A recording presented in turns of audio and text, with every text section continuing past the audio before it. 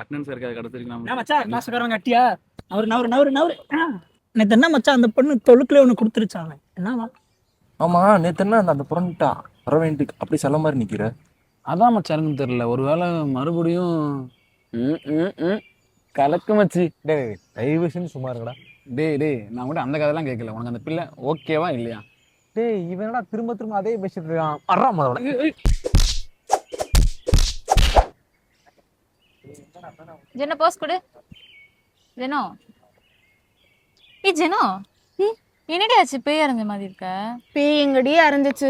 நான் தான் சீனியர் அரைஞ்சிட்டேன். இருந்தாலும் நீ அவரை அரைஞ்சிருக்க கூடாது ஜெனோ. ஏண்டி நான் அவரை அரைஞ்சோ திட்டியோ ஏண்டி எதுவுமே பேசாம அமைதியா இருந்தாரு?